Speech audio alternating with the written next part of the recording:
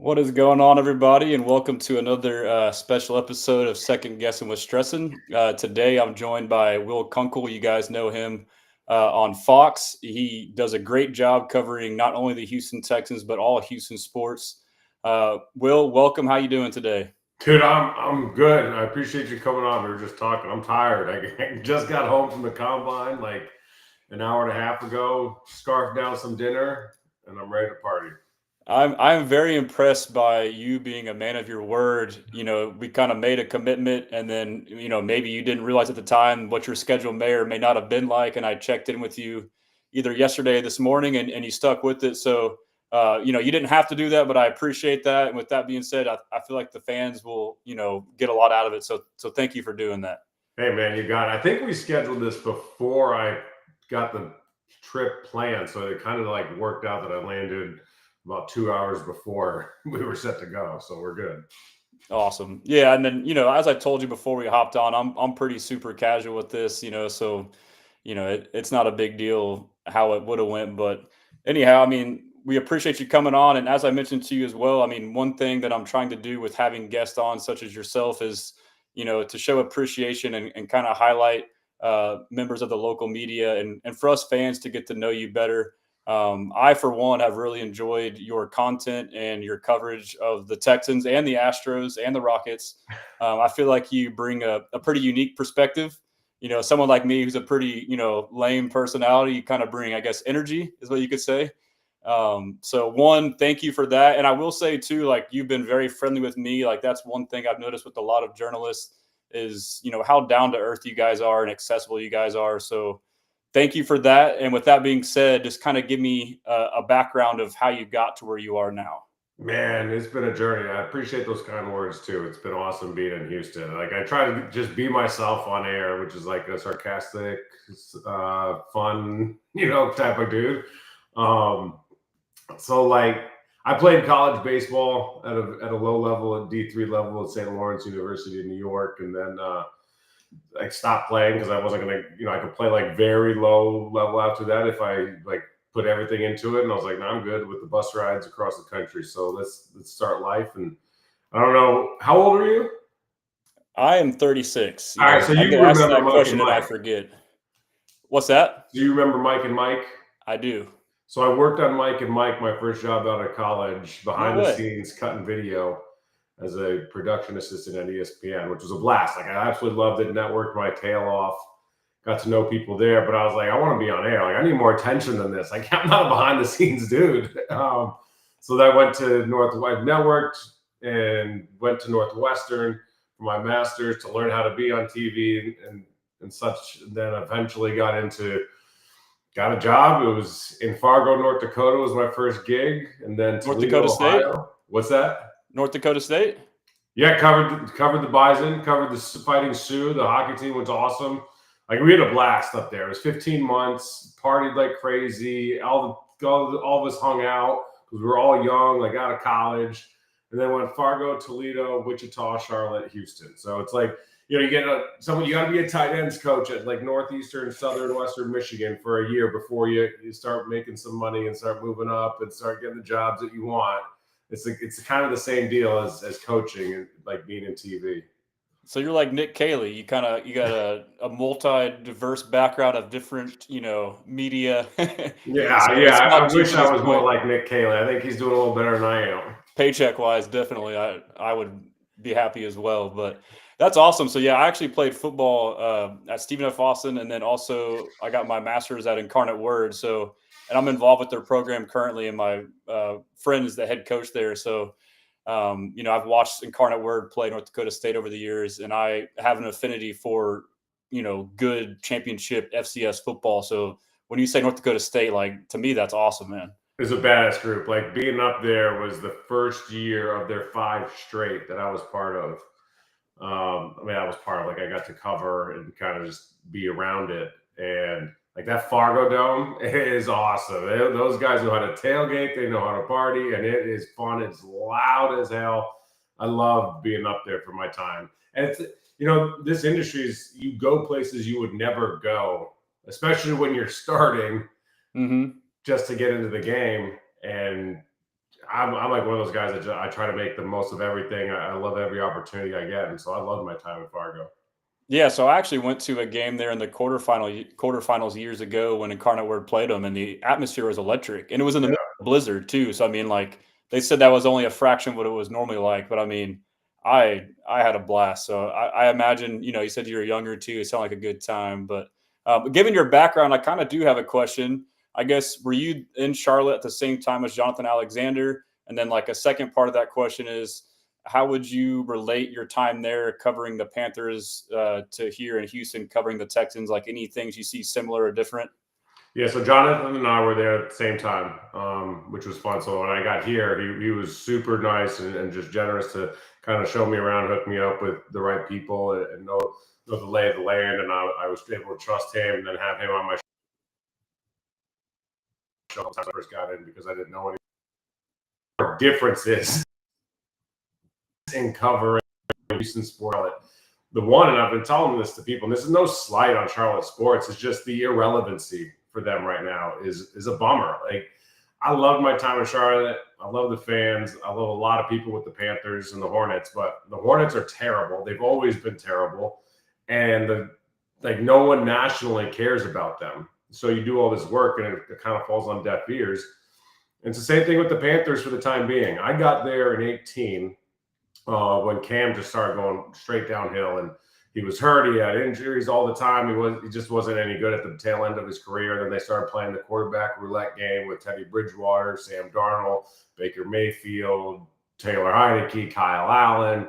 I mean, like you name it. Like I saw them all, and none of them had much success. I saw like 3 or 4 different coaches, 2 or 3 different GMs, and you do all this work. We did a 30-minute show every single night called Charlotte Sports Live. We launched it on Fox. It was a great time. It was so much fun.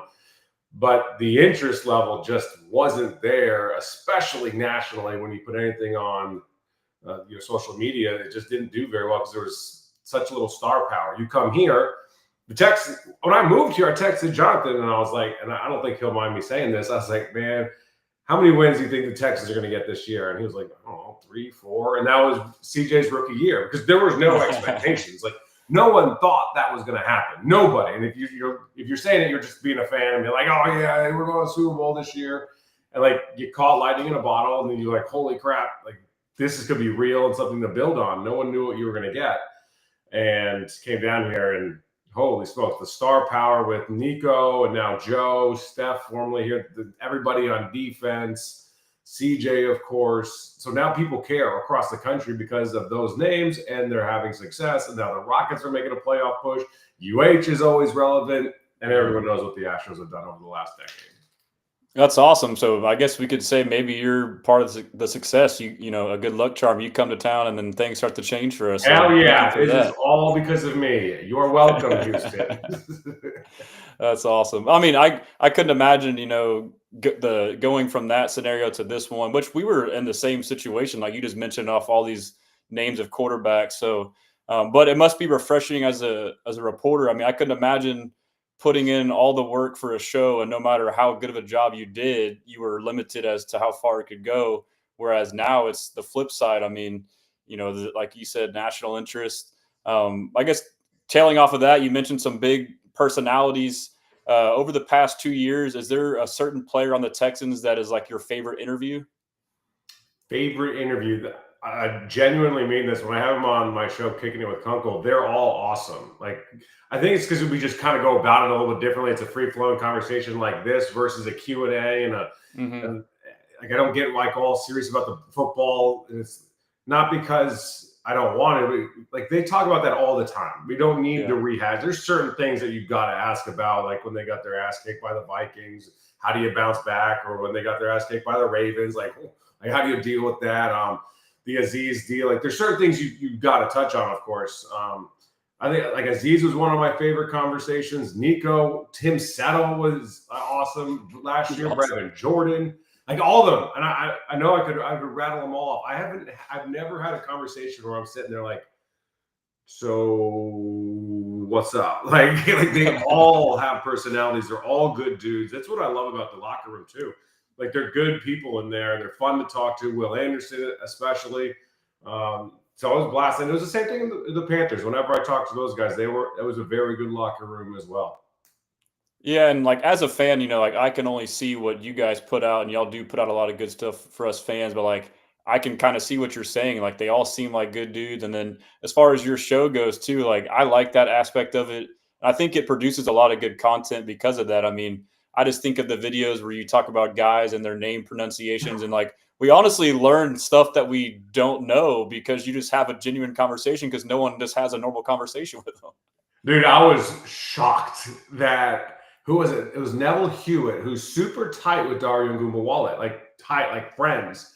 And I think what happens is you get to know a guy and you just know him like by one name and you just kind of stick to it. You don't, for whatever reason, whatever it might be, and you don't learn his last name, Ngumbawale. And then when you ask them and they fumble all over it, and it's like they throw up trying to figure it out. I think Nico messed it up, Neville messed it up, and I think someone else was like, "Oh shit, I don't know, Goomba, something like that." But yeah, it was Henry Toho. Like that guy is one of my favorites. I love that dude, and like, his pronunciation, his name was a blast. It's funny you say that because that stuff that goes like viral because it's just different and it's fun, and you see these guys as personalities. That's one of my goals is to show these dudes as human beings because so many fans are so like mean to them unnecessarily because they trust me, they're harder on themselves than the fans are, and they're just viewed as numbers and like cattle, for God's sakes, it feels like to some fans. And I like just to point out the human being side to these dudes. No, I mean, I appreciate that, and I'm sure they do. But like, I mean, I myself, like, I kind of struggle with that. Like, I kind of relate with them. Like, I try not to be overly critical, but at times, like, it's worthy. But there's definitely a line that shouldn't be crossed. And if it does Yeah, like I happen, never do whatever. the name calling, obviously, right? Like I'm an adult. I don't need that in my life. But the film don't lie. The stats don't lie. And I promise you, anything I've ever said, it's been 10 times more harsh or more direct by a coach.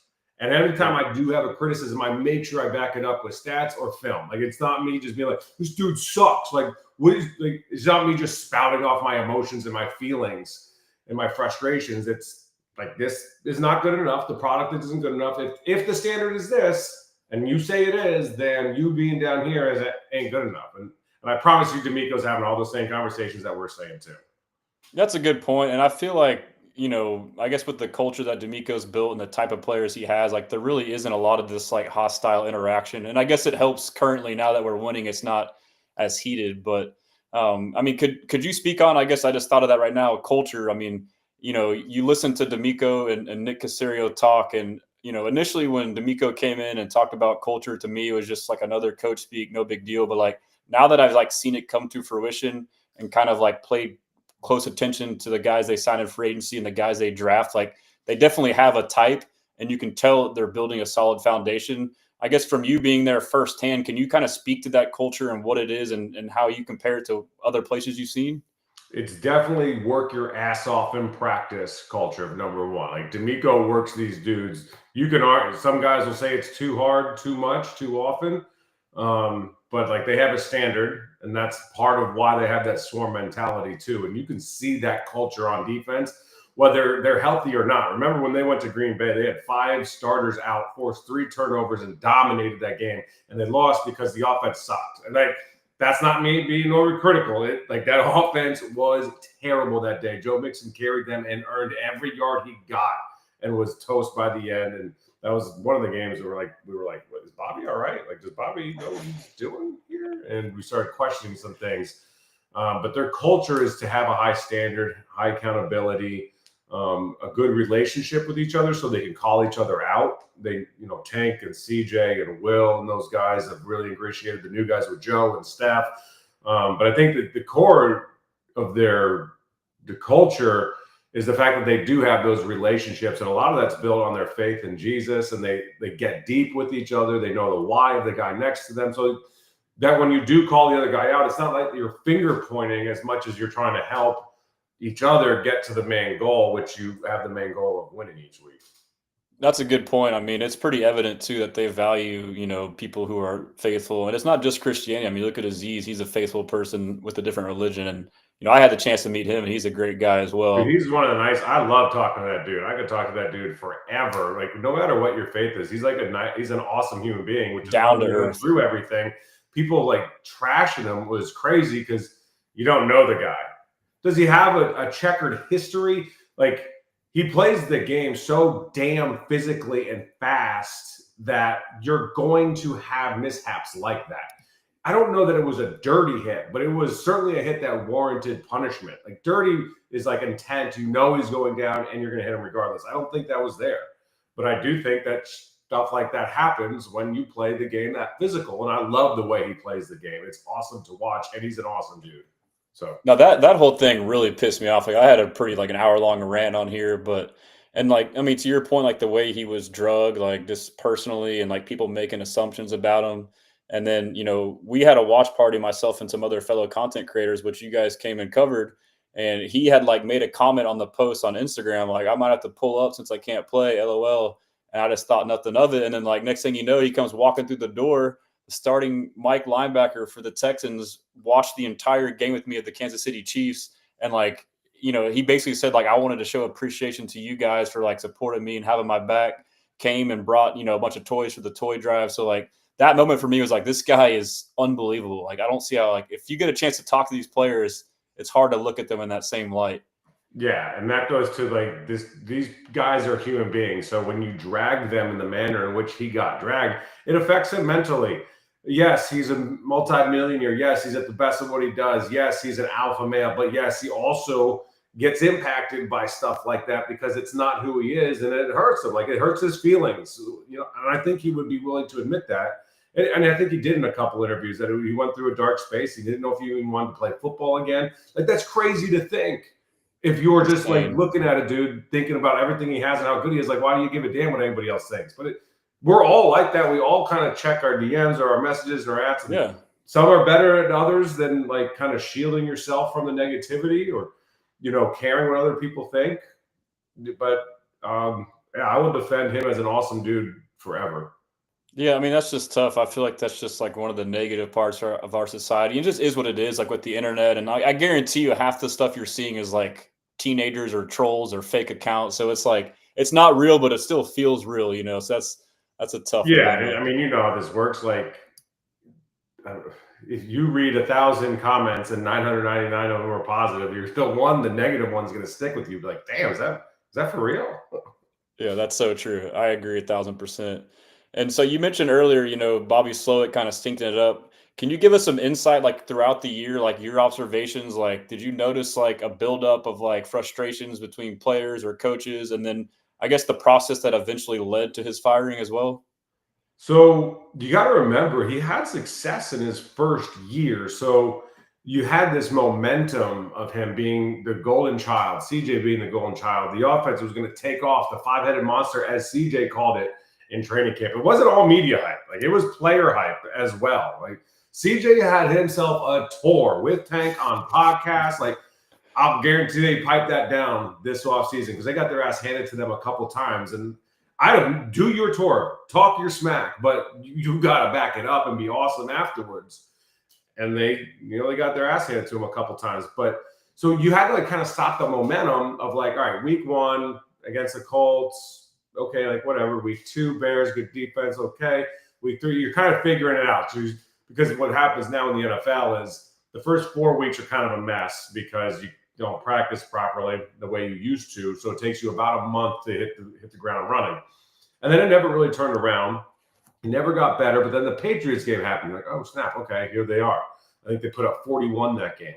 And the defense was so damn good that they like it covered up a lot of mistakes because they were winning games. So you had to stop the momentum, and then the momentum started. Then you're like stalled out, and then you're kind of coming backwards. And like, what's going on? The thing for me was when Derek Barnett had more touchdowns than the offense did at a point, when they couldn't score a touchdown in the second half, and then they You did a good job of documenting that too. Like, bro, it was so bad, and eventually, it's just like it is what it is. You can't score, and you can't adjust. Not like it's going to happen. So I remember talking to D'Amico and Bobby, and I'm polite with my questions, but I'm like poignant with them, or at least ideally is y'all are talking about kind of turning it on. It's a new season in the playoffs. Like, you had 18 weeks. What makes anyone think that you will just turn it around going in the playoffs? Like, you don't just flip that switch and be like, oh yeah, now we can execute. Like, you just weren't for 18 weeks.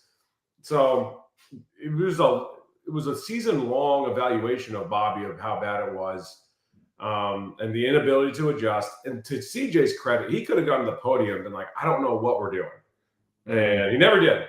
Never threw anyone under the bus. D'Amico never did either. Like, D'Amico never said Bobby's got to figure this thing out. And fans were getting pissed at D'Amico because D'Amico was falling on the sword. And I did a thing on my show like, y'all, you need to understand why he's doing this. He's never going to point the finger at anybody else because he is that type of leader. It's extreme accountability, extreme ownership, and he's always going to point at himself at the podium. Now, I promise you, the way that D'Amico is, they're having very honest, frank, open conversations behind the scenes that we're not privy to.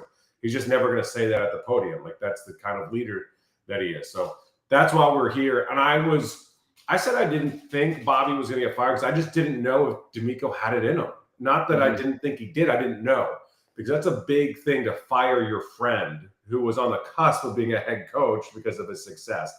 But it got to the point where if Bobby didn't have success next year, where do you turn?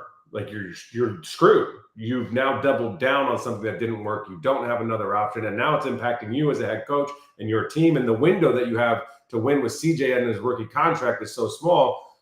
You could be out of a job because of it, and you're not that he should be fired, but like, someone's going to take the blame if you can't find the right guy eventually. I mean, my thoughts were pretty much similar to all of yours on that. I'm just going to check in with you. It's already been 26 minutes. Okay. Well, I'll go for another 10 or 15 and check back in. I have a couple more questions. You know, I'm sure fans want to get to like the real stuff, you know, the combine and free agency, but a couple more before that. So the new hire, Nick Caley, you know, what are your thoughts? Obviously you were there for the presser. How do you feel about the hire? So everyone I've talked to around the league, like sources, coaches, front office guys, love him as a coach. They think he's a brilliant guy, and they think he will have success. But all of them say, you don't know. Like, you don't know if a guy's going to have success calling plays until he's done it. And that's where they are right now. They have a big unknown. You think he will. He's been under a great guy in Sean McVay. He's been a position coach as well, so he can lead a group. Like, Bobby never did that. Landry Locker actually pointed that out one day, and I never really thought about that. Bobby never led a position group. Nick has done that. And I talked to a GM, and I asked, do you think that's important? He said, absolutely, because you have the ear of a room, you take control and command of a room, and then you do it on a bigger level as the offensive coordinator. So I think I have no reason to think he won't have success, but at the same time, like, if we're being honest, I don't have a reason to think that he's going to be wildly successful until he does it, and he's successful. And obviously, I hope he is. Well, and it's similar to your point earlier about us, you know, taking what D'Amico said as the truth. I mean, right now, like, our only way to judge this guy is the resume or background, and then to watch an interview and think of what he sounds like. We really don't like. I admittedly am like an overly optimistic fan and like try to point all the things to make it sound like it's going to be a certain way. But you're right. Like, we don't know until we see the product. But I'm still optimistic though. Yeah, I think he checks all the pre-boxes to have success, but there's always something else that you can never.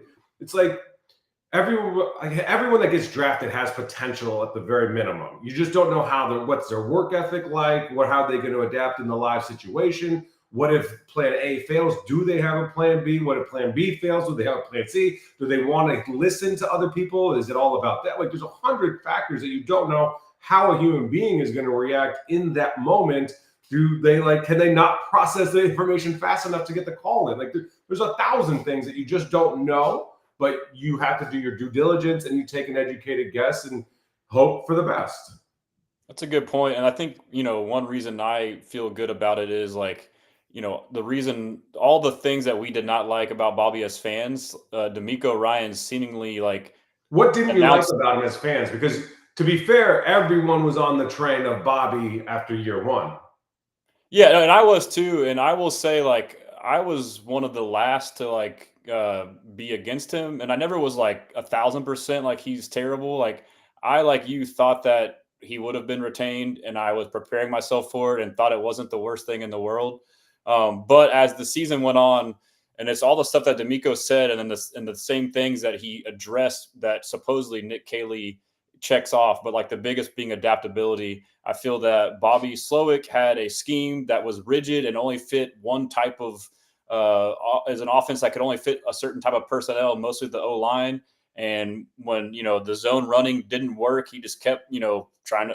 I said this all the time: fit a square peg in a round hole, and this is what Caley said he won't do. So it's like funny to hear this stuff, but personnel not adapting to your personnel, not adapting or adjusting in game.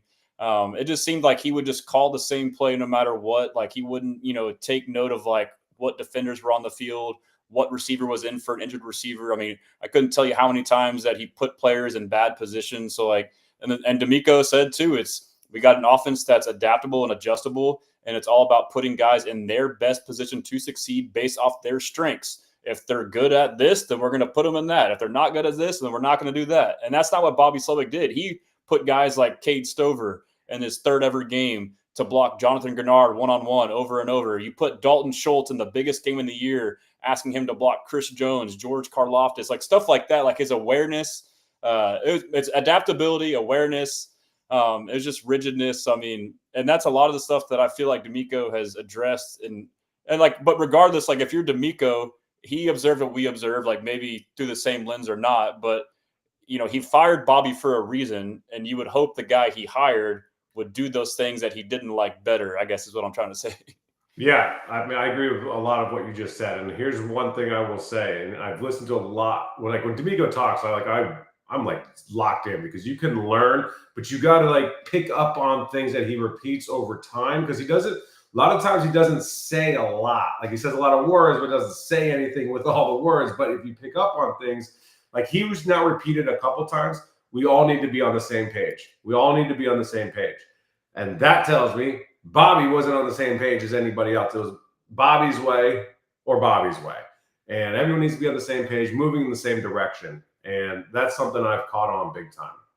It sounds like when that goes back to your point about Landry Locker's point about him never leading a position group, like he wasn't that true leader. So like to me, that's something in the NFL, like, and even with like OCs who get anointed as the next great head coach, like, there is something to say about being a leader. Like you're in the NFL, like these are some of the biggest alphas in the world. And like, if you're not able to like speak up to these guys and command their respect and get them to listen to you, then you really can't do much. And like, if you look at it from that perspective, but not only that, be willing to listen to them as well. Like they know what they're doing too.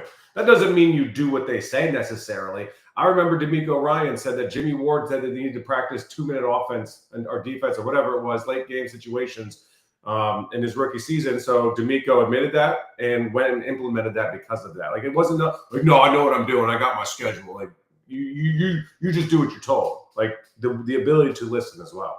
That's a great point. So like also when I would critique Bobby, I would say like I suspect like, obviously like scheme, he's limited from what he knows is from only being in the league for so long, or like that and or ego. Like he was too, confident in his system that he refused to adjust. And to me, it was ironic because having played football, you come across different coaches. He struck me as the old stubborn coach stuck in his ways of I'm going to line up and run this play no matter what. But he's supposed to be this young, innovative coach. So like it was kind of funny how it worked out. Like that's how it appeared. If you were to watch his offense and know nothing about the guy, you would be like, this is a 70-year-old stuck in his ways guy who's running the same play and thinks he's going to outman you. And it comes down to the players executing. I'm like, well, at what point are you not putting him in a position to execute? And I'm not saying that all the players were good. There were so many damn issues with the offensive line and the offense in its totality that doesn't all fall on one person. It falls on a whole bunch of people, players included. But obviously, if you're the architect of it, you take the responsibility. And DJ Bieneme made a point when we had a conversation on Twitter, to your point about not listening to players. I talked about the zone versus the gap. I felt like we as an offense, O-line and running backs ran the gap scheme better than zone. And like I was tracking it throughout the year. And like he just refused, like the times that he did run more gap, it was better than he'd get away from it. But me and DJ were talking about that, and he said we didn't. And later in the year, like the Tennessee and then the 2 playoff games, we ran the ball better because we ran more gap scheme concepts. And he said it was at the request of the players. Like he finally listened, but it was too late. Yeah, I mean, it was a bummer the way it went down because the expectations were so high. Yeah, I mean, not to like. I know we're just kind of going back and forth. I mean, we're not trying to live in the past here, but I mean, this No, but it's it's all the things that got to get fixed. Like all the things that we've talked about were the problem. Those now are the current issues until they aren't. yeah. And then to your point earlier about listening to D'Amico and how you can kind of like catch things, that same thing you said about having one voice, I've caught on to as well. I actually had Jonathan Alexander on like 3 weeks ago, and he told me something I wasn't aware of. But he said in the O line room, it was Strouser, and it's like it sounds to me like he didn't even do anything. He was just there like as a advisor. And then it was Popovich was the run game, and then I'm forgetting the name of the other O line coach, who's Yasner, I believe, Yeah. something like that. But anyways, he was like the passing. So it was like he made it sound like it was conflicting as you had like two guys telling different stuff. And then if you listen to D'Amico when talking specifically about Cole Popovich, he said it multiple times now as the reason he backs up having Cole as the head O-line coach is like we now have one voice. So it's like, how did all this go on without, why did it take this long to happen? Frankly, it's Mickey Mouse crap that shouldn't be happening at this level. And when it does happen, you need to learn from it quickly and adjust quickly, which I think D'Amico did. So do you think like my hunch was like D'Amico's the head coach and in charge of the defense is like his mindset is like I'm hiring a coordinator so I can delegate to you, and he gave Bobby 1,000% trust, and even though he started to see stuff go wrong, he continued to let him do it, like basically fired himself by doing so. Is that kind of like what you Yeah, I think think he gave happened? him the rope to hang himself for sure. That's what I was gonna say. Yeah. Yeah. Yeah. So, anyways, let's get to the good stuff. A couple more. It's we got about 5 or 10 minutes, and I'll probably turn you loose here. But obviously, you just came fresh out of Indy from the combine. Can you just kind of tell us like anything about it, like vibes, atmosphere, any interviews that stood out? I will say that the thing I took away from talking to some people behind the scenes and to D'Amico and Nick is that there's going to be change on that offensive line and the defensive line. The defensive line was great, but D'Amico is always looking to improve there. And the offensive line obviously wasn't great. I was talking to people; they need leadership in that offensive room. I think we all know Laramie is just not the guy that leads that room. Cecil and I had this conversation on Kicking It with Kunkel. Like it's a soft offensive line room. It does not when you meet offensive linemen, like they're gruff, they haven't showered in a week, they've always got food in their beard, like they're wearing Carhartts. Like these dudes are all fashionistas rubbing oils all over their body in the locker room. It's like, bro, what are we doing here? I want the lineman that's going to push you 20 yards out of bounds, fall on top of you, and get a 15-yard penalty just because he's pissed off. Like there needs to be a little bit of a culture change in my mind. I've learned from talking to a lot of people in that offensive line room. So with that being said, I mean, obviously you can sign some free agents, but would you? And I think people suspect that Shaq Mason is likely a cut. But to your point, like a Laramie Tunsil or a Titus Howard, like, do you think there could be like a big change to one of those guys, like getting traded or something like that? The problem is Laramie's good. Laramie is a very good pass blocker. He's not a great. He doesn't love run blocking. And someone told me that he brings the room down, unfortunately, with Titus and Shaq. Because he's so good. Now, to Laramie's credit, like he worked his ass off and got in better shape this last offseason coming in to last season. But do you need a culture shift? How do you go about it? I don't know. I don't know because I don't know all the CAD numbers. Cap knows all that better than I would. But you got to go about it somehow, or you got to have a conversation because you can't just get rid of Laramie because what are you going to get back unless you're going to get 2 1s for him because he is a stud left tackle. Someone might give you that, and then you can start to build to the future and preparing for your succession plan at left tackle. Yeah, it's tough. I mean, and it's somewhat like an O line that D'Amico inherited, and like I've kind of thought about this like from his culture in general. Like it's going to take time for him to like get like several years of him drafting and signing long term free agents to like establish the culture. Which on the O line, like I've heard him reference, you talk about him saying things. He's used the word nastiness when referring to the type of O lineman. That's what I mean. Like you pick up on that as well. I picked up on that because it just reinforced everything that I thought about the offensive line. There's such not nasty. The only guy that I've heard him refer to in that vein is Blake Fisher, believe it or not, which is a guy that he drafted early. So, I mean, you wonder, okay, free agent, draft another guy. And then also too, I guess the fact that like he's made it known that like he's not afraid to play the best player regardless of age or not. I mean, you look at the draft picks last year; they all produced quite a bit. So yeah, I mean, he got his guys. And the tough part is they've got so much invested in the offensive line. And it's not like they're not trying to, like, they didn't find their guys and pay them like they did. And they just, like, Shaq just fell off. Titus did a nice job when he moved to left to the guard position, but, not good enough. And they just got to be better. And I don't know how much the scheme changes and fixes that. Like, it's a little bit of a yin and yang and pie chart with, figuring this whole thing out. And me being the optimist, I'm hanging on to Nick Caley is going to sprinkle his magic fairy dust, and Slowick was so terrible, he's going to fix all of it just from walking in the building. So the that's what I've problem told is myself. that doesn't change the mindset, and that's my biggest hang up with the offensive line room is just they're just not a bunch of nasty mother effers. Yeah, I mean that's a very fair critique that I feel like a lot of people agree with. So we'll just get one more question before you head out, and I'll let you be on your way. I appreciate you coming in straight from Indy. But speaking of the draft, are there any names or any positions you suspect we might have to look out for coming here in a couple weeks? What I hope happens is that some guys fall. It's a deep draft, and then Nick can move back and get his guy, and then get some more day two guys, because the roster still needs to be improved. Like, first of all, no roster is flawless in the NFL. It's damn near impossible to do that. The Eagles were as close as we could see this year, but there's definitely spots, and there's always so much turnover. So the more picks you can have, and the more ammo you have, the better. And so that's kind of what I hope happens. I think they can get a really good running back late in the draft to help out with Joe and relieve him of some of his duties. I think they can get, if they can get a wide receiver where they are now at 25, and maybe a tackle falls to them, but I don't think so. So I think they move back and still probably get a guy that they like.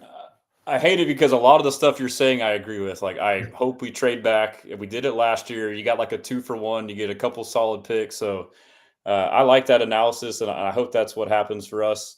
Again, Will, I appreciate you coming on. I will say before you go, I would love to be a guest on your show. I know I may be a little bit lower on the rung, but maybe on a low, part of the season, I would be more than happy to join. Let's figure it out. Let's figure it out for sure. I have no problem with it, but it's like one of those things, like you or Nico.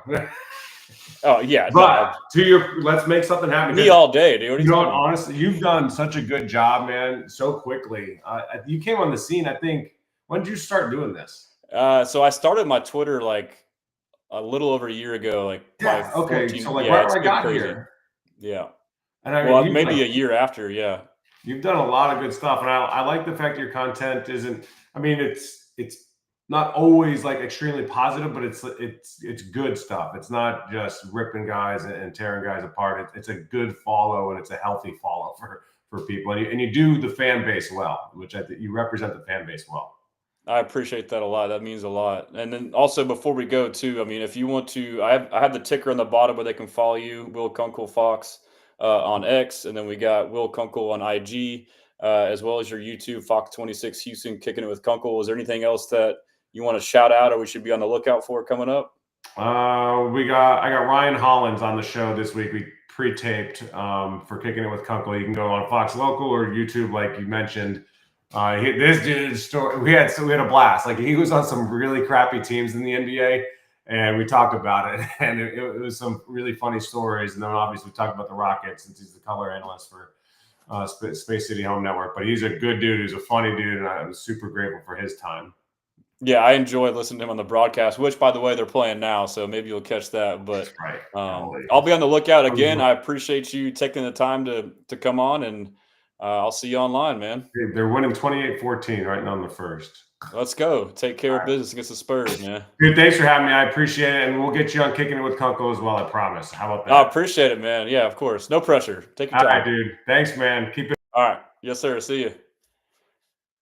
All right, guys. I'm going to keep it going. So I know last week I did a guest as well. It was me and Jeremy Chuggs, and we went for like an hour, but I feel like I haven't been able to do Q&A quite as much. So if I've missed any questions, whether it's on Instagram or TikTok or here on YouTube or Twitter, feel free to file them back in and I'll answer them. And I'm honestly thinking like I wish I could do this more often. But I'm thinking maybe I'll do separate ones where the interviews are maybe not as much Q&A because I like the organicness of like the flow, but it's kind of tough to like focus on the guests, but then try and incorporate questions. So, but anyways, like my point being is like I like this part too, where I just like I'm on my soapbox and just ramble my ass off and just kick it with you guys and BS. So I feel like I should go live more is what I'm saying. I'm gonna try to start doing that. Uh, so shout out everybody in the chat, Mr. Optimistic. As always, he says I think Blake Fisher, JP, and even Juice may be better, may have better makeup for what he's speaking to.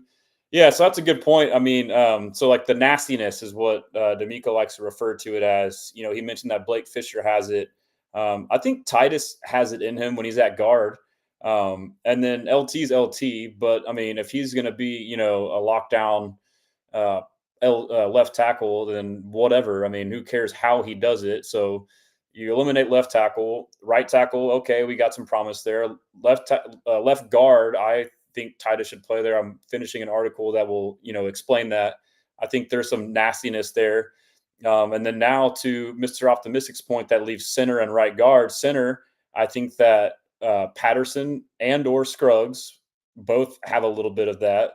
And then now you just have right guard to fill, which in my opinion, I'll write about. I'm going to do another article after I finish the Titus article explaining, or now evaluating the O-line room as a whole and what we need to do and options and all that stuff like I did with the receiver room. But what I, surface level before my deep dive is really just change right guard, cut Shaq Mason, and then now sign a veteran that's not, top of the line.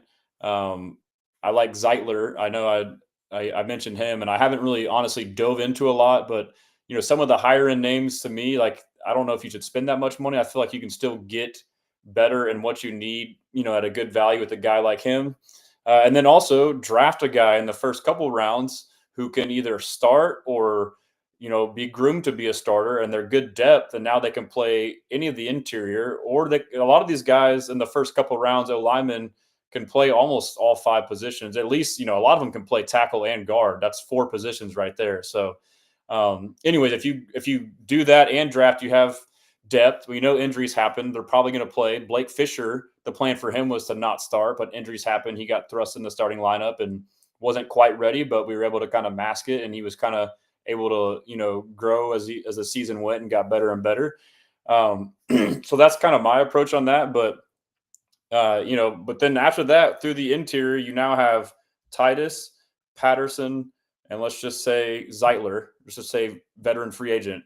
And then you also have Scruggs, and then a first or second round pick. That's five solid options between the three, in my opinion. So I think, and I am optimistic, and I'll dive into it with the article. And I think a lot of y'all probably know my opinion, but I am optimistic that a lot of things can be fixed. Wow, Spartacus says Texans needed Jason Kelsey. Yeah, like a freaking veteran, badass mauling center would be awesome, or even an interior lineman. And Kevin Zeitler is that guy from the Ravens, or he was on the Ravens and then the Lions.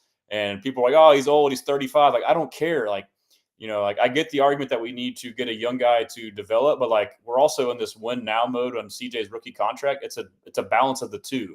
You sign a guy like him to a 2-year contract, he's going to perform for those 2 years. And then Brandon says, not sure about that. Fisher started posting a lot more fashionista style stuff on his Instagram. Yeah, so it's that's a tough conversation. I think personality, typically it translates to how they play on the field, but I agree. I mean, they all have the personality of guys that aren't rough edged off the field, but can they still be on the field? That's a different discussion, I think. Brandon says Titus and Tunsil may have gotten to him already. Yeah. Engineer says, I would trade Laramie. It's not a popular opinion, but the fact that our O-line never rushes to pick CJ up or defend him when the opponents do too much, it's not going to win us a Super Bowl. Yeah, I mean, that's something I think we can all agree on in the sense that it's frustrating that our O-line, didn't. And that's kind of what Will was alluding to. Like, also with the nastiness is like just the mentality of the room. Like, there was no pride in your job. Like, if you messed up, it was like, whatever. or if you messed up or someone else messed up, it's like, that's his fault, not my fault. Like there was no sense of like I know they were, felt that way, but like it didn't portray that way from watching the game as a fan. I mean, it felt like five individuals as opposed to one unit, which is what an O line is supposed to be. Like the whole thing about an O line is like communication and cohesiveness. But we had five individuals. Like maybe at times, this side was, good and that side was good, but like overall, consistently, it was not cohesive, which it needs to be. So, I agree with that. And like that comes with like taking pride. Like you mentioned, engineer, your quarterback gets hit, go pick his ass up and go yell at the guy that hit, or if a guy hits him late, we saw that too. Go there and fucking defend him. Like we saw CJ get hit out of bounds and they're just like, it's like you're sitting there counting your stopwatch. It's like 10 seconds later, then they come. It's like, well, it's too late, bro. Like, yeah. So, hopefully Cole Popovich can kind of bring that, dog mentality.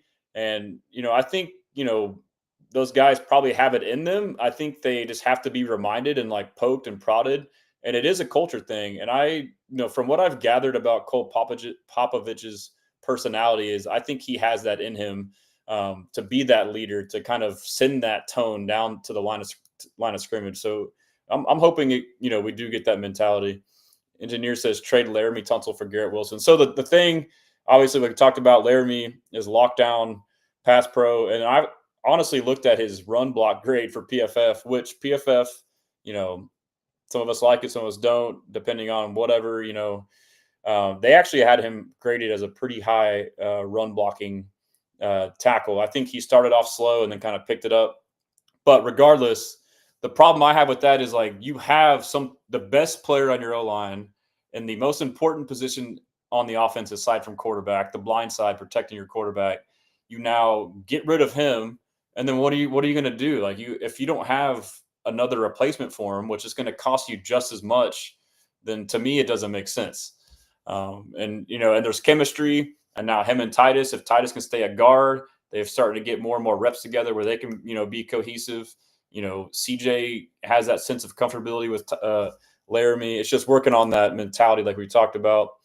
Sideline Sarah, shout out Sideline Sarah. She says, "Is Jarrett Patterson considered nasty because he's former teammates with Blake Fisher?" That's a good question. Notre Dame. I don't know if anybody from Notre Dame is considered nasty besides Kyle Hamilton.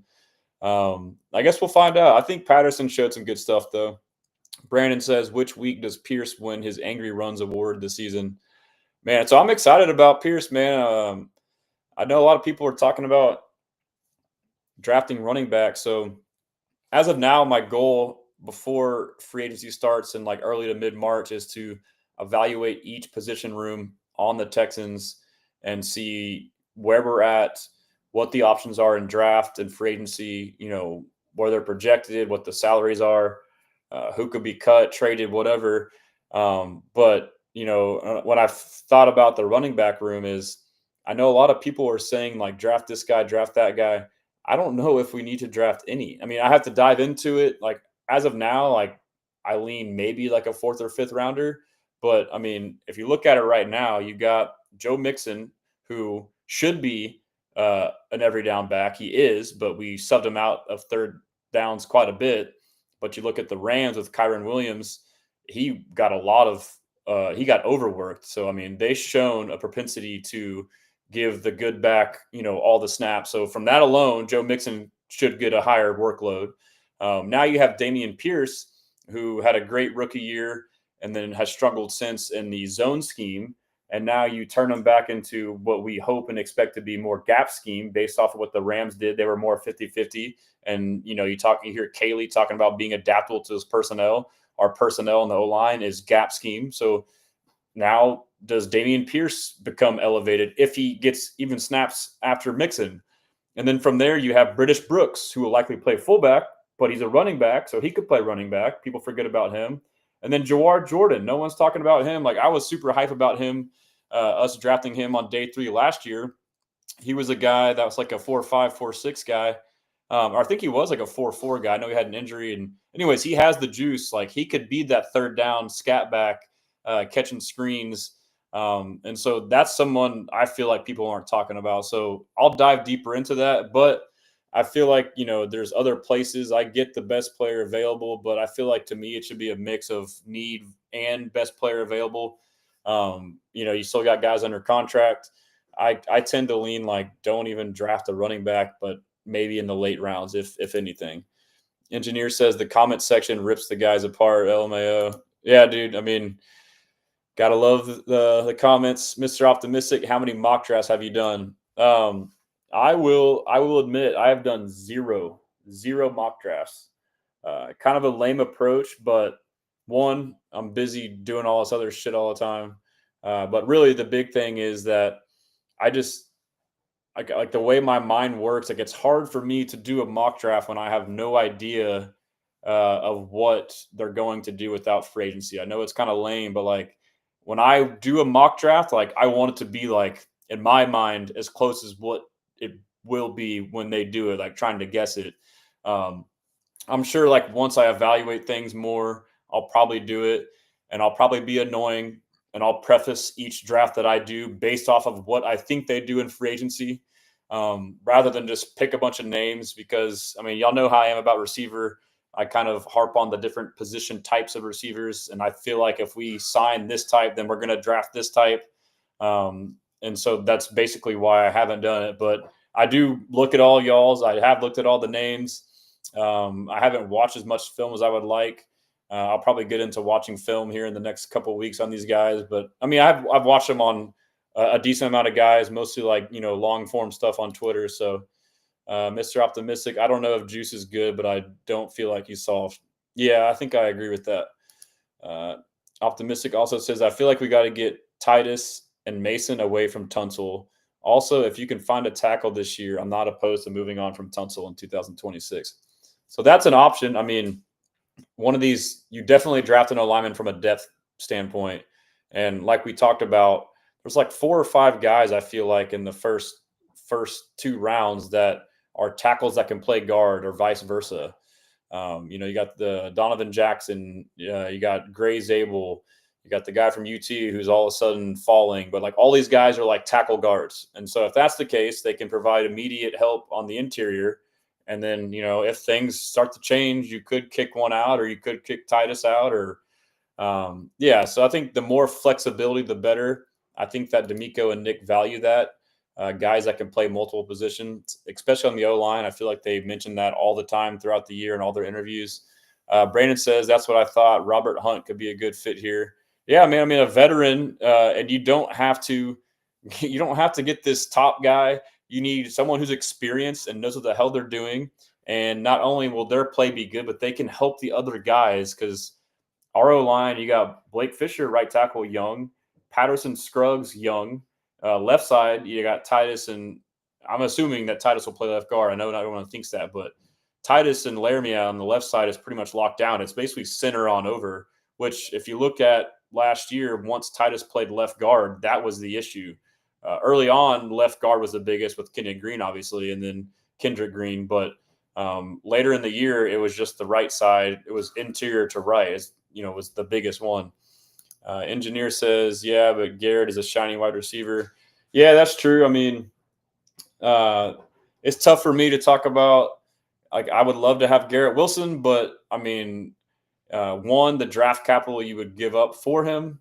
And then 2, he has 1 year left on his rookie deal, and he's going to want to probably get 25 to 30 million APY on his new contract.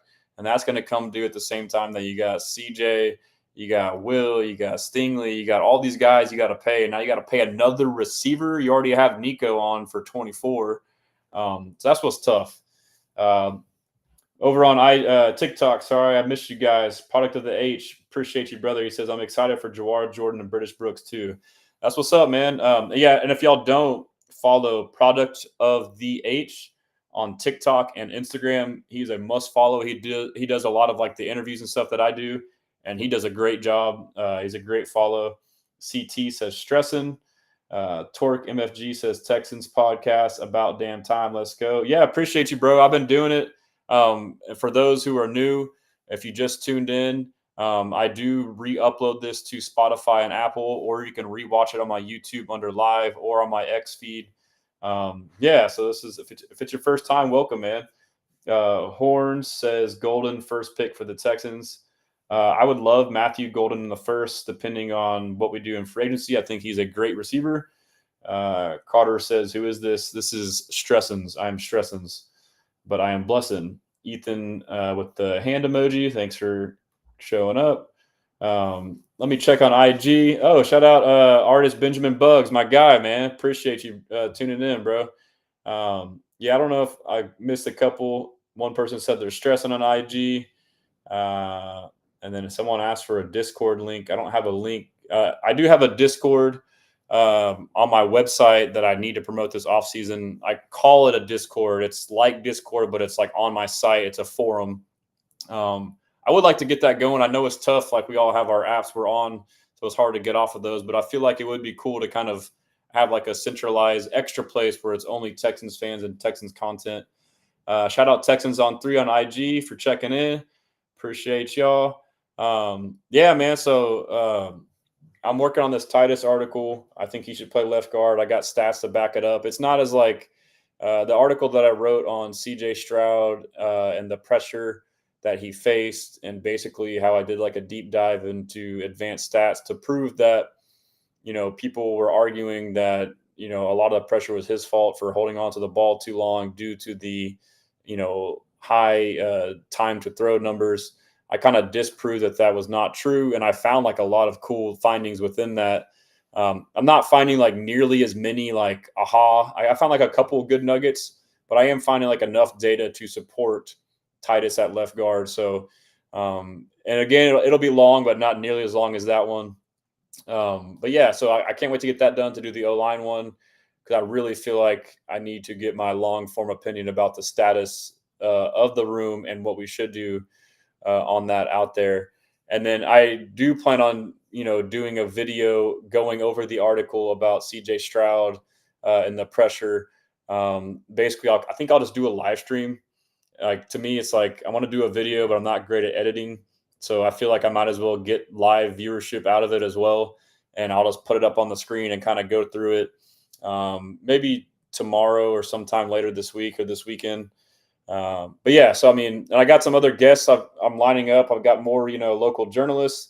I've talked to some former players and current players that I'm trying to get on here. There's interest. Some say yes, but you got to kind of track some of these guys down. So I would love to make that happen, to get some good content for you guys. And then Brandon Hallman says, I kind of see the draft going defensive tackle, wide receiver, offensive guard, safety, cornerback, wide receiver.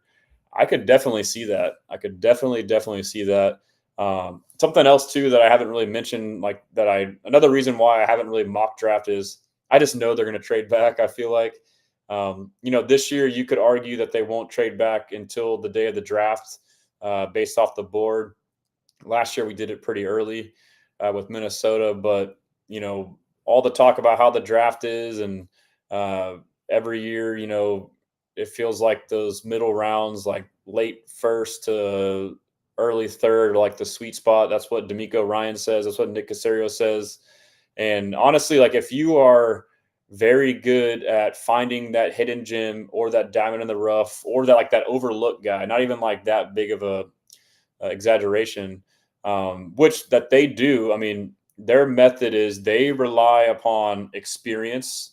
So you go to a big school, so you don't have to vet whether this is a risky pick or not. If you're a smaller school guy, if the competition translates, and then if he was at an FCS school, or if he was at a smaller school, like a Group 5 school, and then now you have to worry, like, will it translate to the NFL? You get a big name SEC guy, which they love to do. They can play under the lights, and those guys are pro ready with the way the state of college football now with like NIL and the way those programs are ran. Those kids are like men. I mean, they've got millions of dollars. And so when they walk into the NFL facility, like they're ready like day one. So they definitely value that. Kind of lost my train of thought on that. I'm talking about who I think they will get. Yeah. So, I think, I'm talking about their approach, D'Amico and Nick's approach. Obviously, the big school stuff, we all know that. But something that I think is awesome that I like is they could give two shits about all this RAS score, which RAS score is like, a rating of how athletic you are. Like they could give two shits about your vertical, your 40, your 3 cone.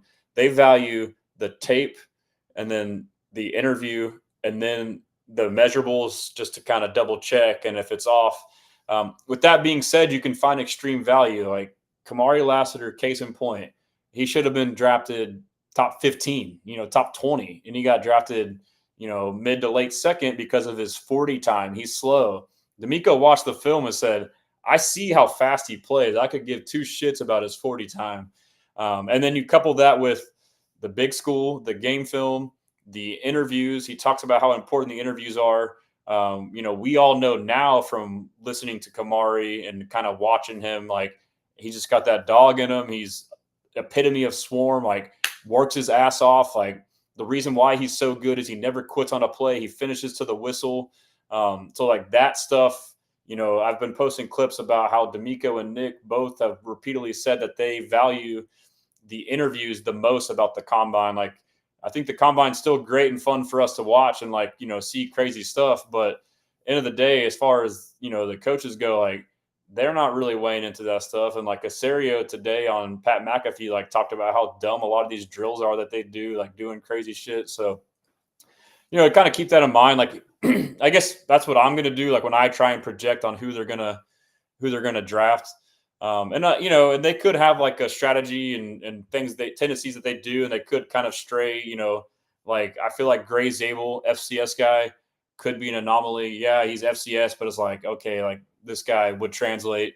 He went to the Senior Bowl and stacked up against talent there. So, and then also too, like familiarity. I mean, same with free agents, but also in the draft. I mean, you look at last year, Blake Fisher was drafted from Notre Dame, and he was teammates with Jarrett Patterson. And so they were able to, and this is what Caserio said, they were able to gather more intel on him by talking to Jarrett Patterson. So there could be some connections there as we kind of like put on our, mystery cap or, whatever you call it. We could look at like guys that have, guys in schools that are coming up that were teammates of guys on the roster now, whether the same position or not, that could kind of,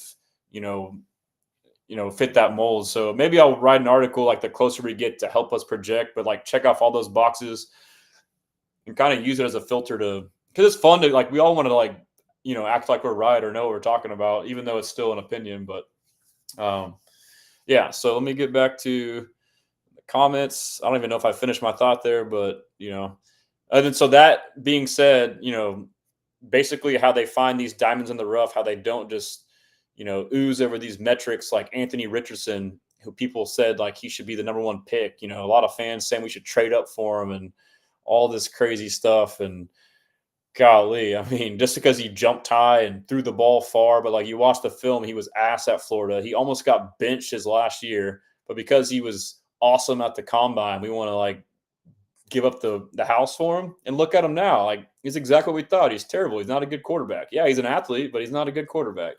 So with that being said, I mean, we find these guys that are overlooked. You let these other teams be idiots and like obsess over these numbers that are meaningless, and we get the value. So now we don't have to, stay in the first. We can trade back in the second and get someone that ends up being better than the other guys. And so if you have a scouting department and a head coach and a GM that are confident in their ability to, find those gems. And then the other part of that too is the gap of the separation between, 25 and 44 may not be that big of a difference.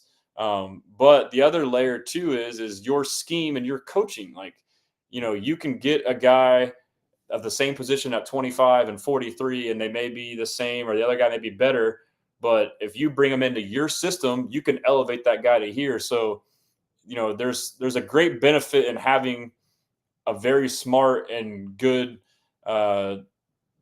team or staff, like I said, coach, head coach, GM, scouting that kicks ass at that department, to where now you can trade back and find value. So, and I feel confident about that. Like, and that's if they trade back, then they also believe that. If they trade back in advance, then they know that. Like if it's the day of, then it's the board falls a certain way. But like if you trade in advance, like that's cocky. It's like I know I can find somebody. Like I'm good. I know I can find them and I can coach them to be the player I want. So that is the overall thing is the coaching. No matter who we get, our coaching now on offense too. Like they can elevate anybody.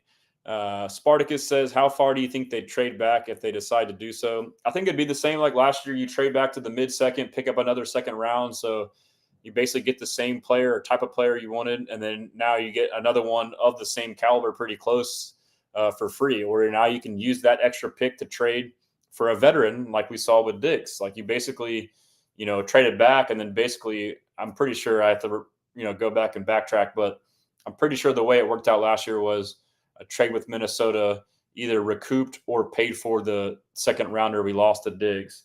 So like if you kind of net it all out, it's not as bad that way. Engineer says, I read all of your stuff on Reddit, but some of the community on there can be antisocial. LMAO.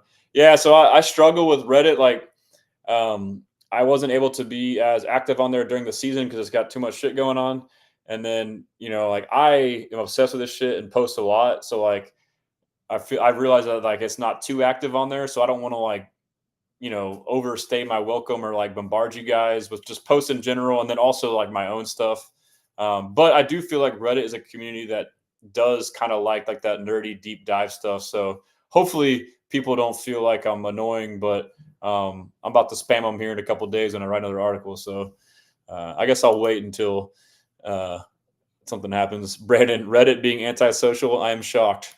Yeah, facts.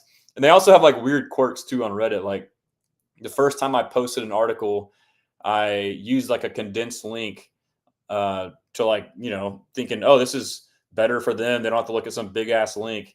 And I got fucking ratioed. Like, oh, what are you doing? Is this a scam? Da-da-da. I'm like, come on, guys. Like, no. Yeah, it was crazy. Like, no one even read it because it was a shortened link. I'm like, all right, dude. Anyways, like I get it. It's cool. Like every community is different. So I've kind of had to learn like the different quirks and like how they operate. But yeah, it's fun. I enjoy interacting on Reddit, man. Unknown says, hey, how long we've been live? My bad that I miss a lot. It's been an hour and 7 minutes. I had Will Kunkel on for about 45 minutes. Yeah, I mean, you might have missed, there was some good dialogue with Will. He was at the combine, and he says that from talking to D'Amico and Nick, that he suspects some pretty, some change on the O-line, which is something we all want to hear. But yeah, if you need to, you can always rewind and go back, or subscribe on. If y'all don't, I would really appreciate it. Even if you don't use Spotify or Apple Podcasts, subscribe on there. But yeah, you could subscribe on there and listen at work, kind of just casually in the background, just listen to me bullshit if you can handle it for that long. Engineer says, I could see us taking Matthew Golden because of the tape. He's so dynamic. Facts, dude. Like he's got to be like a 4-3 guy. He's like your prototypical Z who can play outside and inside. But you would like to have him outside primarily. Just think about Tank Dell and his role. That's what Matthew Golden would play, in my opinion. He's got a good mix of deep, intermediate, and short. His route tree is as far as routes, his route tree is diverse. Yeah, he's dynamic. That's a great word to describe him. Playmaker. Brandon says SKMW combine stats are good to watch, though. I'm just looking for DTs that can still move like Aaron Donald or Dexter Lawrence while still putting up the same kind of bench reps as them. Yes, I mean, they help, but this sounds lame, but like, and then D'Amico said this too, but like, I weigh more on like the drills. Like for a defensive back, I want to watch him do a backpedal. Because I mean, you can be this, like the way technology is now with like trainers and the data they have and like diet and supplements, like they can build track stars, and like you literally work out for months and work on this stupid ass drill every day. And so technique, like you can mislead and test above what you actually are in the 40 and the 3-cone drill and the shuttle or the L drill. But the drills that I like are defensive backs, the W drill, the weave drill. You can see how fluid they move. Like, yeah, this guy ran a 4.3, but then he runs the cone drill and he's all stiff and rigid. Like that shit doesn't translate. So same thing with the defensive line. They got a lot of like bag drills where you can see how fluid they are in their hips. I feel like that's a better indicator than a cone drill. And we're talking about tenths of a second. And one guy could slip, he could have a false step, and he could be 0.2 slower than another guy, and you're like, oh, this guy's so much faster than him. Like, no, that shit is freaking overblown, dude. Same with the 40, a tenth of a second over 40 yards. That's not. That's that's not. That's more than that. So I mean, a second. Think about a second. 4 to 5, 1, 2. Like so, like when you think about it like that, that's kind of cheesy. That'll be funny on the podcast, but the point is like, and I used to train for this stuff. Like I, learned a lot about the 40, and I am one of the guys who probably maximize the 40 by using technique. But like just from having a better start, like if you have a better start than somebody, you could now go from a 4.6 to a 4.4 just from your start. Like that's from the first 5 yards. That's not indicative to football. No one's in that stance. Receivers are standing like, a certain way. Linemen are standing a certain way. Defensive defensive backs are backpedaling. It's just, it's just crazy. Yeah, it drives me crazy. But yeah, so the drills, like in receivers, I think obviously watching them run their routes, which you can see on film, but the gauntlet drill where you run and catch, I think is good to see your hands. And they have a couple other drills. You can see how their feet are. So I would say like the actual drills, not like the speed drills, are better to watch, which isn't as exciting, but those are the ones that I like to pay attention to. Unknown says, hey, Brandon, my last mock draft was similar, but I had OG, DT, then wide receiver, safety, linebacker, and wide receiver. And then Brandon says, can definitely see them going 2 wide receiver. Yeah, that second one being depth. Spartacus says, when the Colts get rid of Richardson, the Texans should pick him up and make him play tight end. Hey, I'm for it, dude. He's a specimen, right? Find something out of it. Brandon says, like both Bears picks around 40. Brandon says they have 40 and 42. And then Texan says, what's good, G? Hey, appreciate it, man. Thanks for tuning in, bro. Brandon says, yeah, 40 and 42 for 25 if they trade back. Tell the Bears they get 2 firsts for their fans. Yeah, that's a good idea, and it might be a good trade candidate. Texan says 100. Unknown says Brandon wouldn't mind that at all. Early seconds and still have our late second. Yep, I love that plan, dude. Brandon says get a wide receiver, DT, and guard all in the second round while having 4 more picks later. Facts, dude. How would you you fit your 3 biggest needs in the second round? And as we talked about earlier, my opinion is D'Amico and Nick can maximize those picks and get the most out of them. Shout out El Sirius on IG. He says, what up? Getting pwned by virgins. Yeah, a lot of virgins owning me. It's what happens these days. Luke says, you think we're going to sign any offensive linemen from free agents? Yeah, I do. I think we'll sign a veteran right guard for sure. Tio Wero on IG says Texans need to lock in this offseason. Facts, we will. Casario is the man. So is D'Amico. I also think I'm going to do a live stream. I could do it now. It's only a minute, an hour and 13. Yeah, I'll do that now. I'll show some clips, or actually I haven't posted all of them yet. Maybe I'll do it separate, but I've been I love how much access we get as fans to, players and coaches and GMs, but Casario today, I still have one to watch with Vandermeer, but he had the podium, and then he had off to the side with beat reporters, and then he had Pat McAfee, and then he had Pro Football Talk. So that's 4, and now he's gonna have Vandermeer. He's gonna be on 5 different shows today talking, and then you had similar. D'Amico had 2 or 3 yesterday. So you get a lot of intel and data. I know they don't really say much, and then the reporters don't probe too much. But if you pay close attention, you can get some good stuff. But I will say one thing I've picked up on as well that I think is a good point that I was going to kind of hammer home here soon on social media with some clips is D'Amico, Nick has talked about, we all know about swarm and the swarm culture and how certain guys fit that culture and are swarmy guys. That it's taken Nick to kind of a little bit of time to kind of not only him, but the entire scouting department, one, to figure out what that is, And D'Amico's like had to teach them, like, because D'Amico knows what he wants. Like, he's the head coach. He knows the type of players as far as like culture wise, mentality, work ethic, all that stuff. And then he also knows the type of players specifically on defense that he wants for his scheme. So those two prongs, he's had it's now his third year. And so now, Nick and the scouting department has had ample time to kind of see things the way D'Amico sees it. And both of them have talked about this on these various interviews I just talked about, where D'Amico said, like, it's taken time, but now it's like we're lockstep, like they know what I want. And then Nick saying the same thing. He's like, hey, like now we know. So it's like, as good as these first two drafts have been with Dick, I just tried to say Nick and D'Amico, and I said Dick. Pause. Big pause. That's hilarious. I guess that could be, if you did like a name merge. I got to slow down on these things. That's hilarious.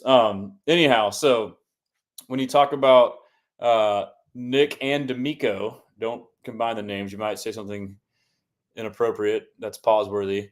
Now I just like psych myself out. I can't even think what I was going to say. When you get Nick and D'Amico on the same page, it's seamless. Where was I going with this? They think about the same. So yeah, D'Amico has had a certain, type of player culture, and also certain skill sets that he likes for certain positions.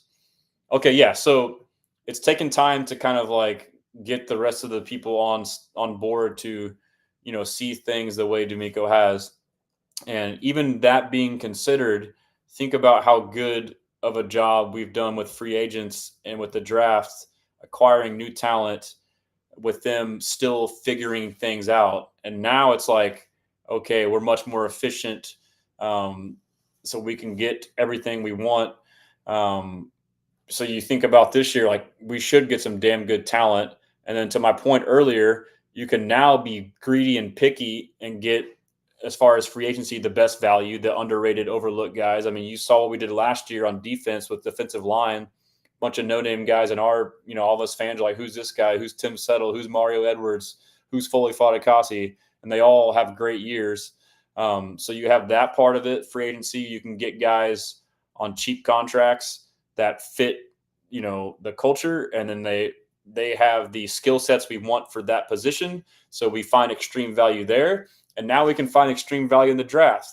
Kalen Bullock, overlooked. We saw him, as the speed ball hawking free safety we needed to develop and to make into our, starting free safety. Boom, got him. Kamari Lassiter, we needed a corner. He fits the Swarm, profile to a T, with his attitude, his work ethic, and you go on and on. So, I mean, you find guys like Henry Toa late the year before. So, like, I feel confident about where we're going. Had another thought about that. I just forgot. I was talking about swarming, work ethic. It was something else D'Amico talked about. What else did he talk about that I thought was interesting? Man, let me just answer some questions. It'll come back to me. Let's see. Over on TikTok, we got a couple comments. It says, shout out Bakari Walker. He gave me a gifter badge. I'm still learning TikTok. I don't know what that means, but thank you, Bakari. And then someone named Zero, Mo City Don, what up, baby? He says, hey. And then Bakari Walker says, if we trade back, get a player for that trade. Yeah, I mean, that could happen too. Yep. So, I mean, there's definitely options to happen. Let me get to the comments on here. Unknown says, same here, Stressens. I want to get a veteran guard like Brandon Scherf or Kevin Zeitler. Yeah, either of those guys.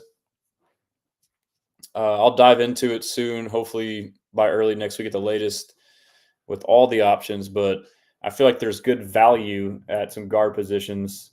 And we're not looking in free agency for a long-term solution. We're looking for a 1 to 2 year, slap a Band-Aid on it until we can figure out some more long-term solutions. So, like, you could find value in an overaged Zeitler, who's still a freaking beast. He's still like one of the top guards in the league. Like, what the hell, dude? Spartacus, important to note that the Texans can get a lot of value for their pick from teams who want Jackson Dart since the Rams are at 26. That is true.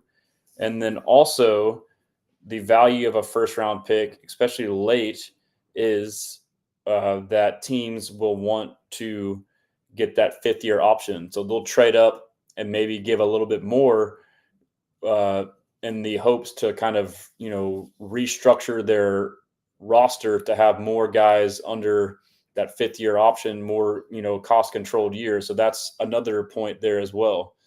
Uh, Brandon says, and now they got to get a blend of Nick D'Amico and second Nick Caley, all like. Yes. So, and then I did listen to Casario today on a couple.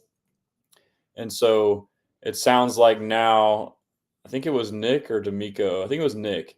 He said that they gave guys for Caley to look at. So, like, I feel like they've already obviously have been doing their work, the scouting department, even while we're in flux of not knowing who the OC will be, fired, new OC. Like, they're still doing their work. And so they probably still sent him stuff. And maybe that was based off what Bobby liked, but they still can evaluate a player. So I think they're doing that process now. And so I think it sounds to me like they will defer to Nick Caley, which is what you should do.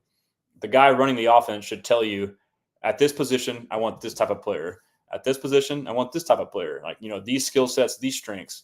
And so I think while some of us look at the, void in the wide receiver room, like needing 2 receivers with Stephon Diggs leaving or being a free agent, and then Tank Dell being hurt and likely missing most of the year. It also is the pro side of that is now Nick Caley can mold this offense to what he wants. He doesn't. I guess you're constrained by cap and draft capital, but whereas if you inherit, it's kind of like the O line. Like, we inherited all these guys. Like, this is the O line. He can choose the types of receivers that he wants at different positions. So there is value in that, and I'm super excited to see what his vision is. And then you can always have a plan, like have this guy that's good at this and this guy that's good at that. But injuries happen, and you can change. But like, you still have, like, if you got to choose your dream setup, you could do it. And that's what Nick Caley's getting to do. Like, he's getting to start from, not only that, he gets to start with Nico Collins, who's top 3 receiver in the league. He is a dominant X receiver. He is a freaking unicorn. He's 6'4", 225 pounds, and runs a 4.4. There are only a handful of guys in the league that can do that. Off the top of my head is AJ Brown, DK Metcalf. And I would take Nico. I think him and AJ are close. I would take him for sure over DK. I feel like DK is limited laterally. I think Nico is better laterally than these other big straight line guys. But so you have the one piece that's the hardest to get in a dominant X receiver who can take the top off the defense. And there's been stats coming out I saw where Nico Collins is the best vertical threat, one of the best vertical threats in the league, and we didn't even utilize him to his best ability. So you have this guy that can change your whole offense, opens up the whole playbook, and now you can just fill the other 2 spots. So, I think Nick Caley will get to pick the type, and I think he's in a great position, and I'm super excited to see what he does. And then that being said, if you get injuries or don't quite get the guy you want, I believe his mindset is, I believe he's going to be adaptable. So he will, if he tries to have it go one way and shit changes, he's not going to keep that same approach. He's going to adjust it to what the frick we have. So, like, I'm feeling good about it. And then let's see. Brandon says the Texans now with twice as much as Nick. And then let's see. Spartacus says yes, but the Rams probably will at 26. Depends if they actually trade Stafford. I don't think they will. That whole Stafford thing is crazy. I mean, the Eagles, as good as they were, as much as they dominated that Super Bowl against the Chiefs, the supposed best team in the league, the freaking Rams in the divisional round in Philadelphia in a freaking snowstorm had a chance to beat the Eagles like on the last play of the game. They would have went up late with like under 2 minutes. And they didn't even play a great game. And so then now they're just going to get rid of Stafford. Like, I think it is solely just I think they're playing hardball with Stafford. I think he's like getting greedy and wanting more money. And they're saying, okay, hey, go out there, test the market without testing the market. Tell us what they would say you're worth, and then we'll match it. I think that's what's happening. And if he gets traded, I'd be shocked. But I mean, it's pretty smart though. To kind of give yourself some flexibility. Brandon says going from Matt Stafford to Jackson Dart would be such a huge letdown. Yeah, there's no way, dude. I mean, there's no way. Unknown says exactly. I don't know how I feel about Dart. He really doesn't look good when playing, and I don't know why everyone keeps hyping him up. Yeah, Dart, I feel like he was underrated, and then now he's being overrated. I mean, I've watched a lot of his games. I haven't watched like too much in-depth film, but like, I mean, I kind of get Will Levis vibes, honestly, a little bit better than Will Levis. And then Brandon says it's Caley at the combine. From what I heard in interviews, Caley was home because they talked about doing interviews with players. And I think somebody asked him if Nick Caley would be there, and they said that he would be there via Zoom. They said he's back in the building, kind of getting everything going. So, yeah, I'm confident about the way it's looking, but I'm thinking of what I was going to say. There was another point about D'Amico. I was talking about, getting them to be on the same page, getting them to think like you think. There might have been something else. Maybe it was another tweet. Let me scroll through the timeline real quick. Let's see here. Let's go to share screen and let's go through. Let me scroll through the timeline, see if we can find some vids. Profile. Oh, there's me right there. Yeah, there was the Casario was on Pat McAfee, and he was also on Pro Football Talk. This is bad podcasting right here. Yeah, I should prepare all this stuff, but I am lazy and also like to just go on the fly.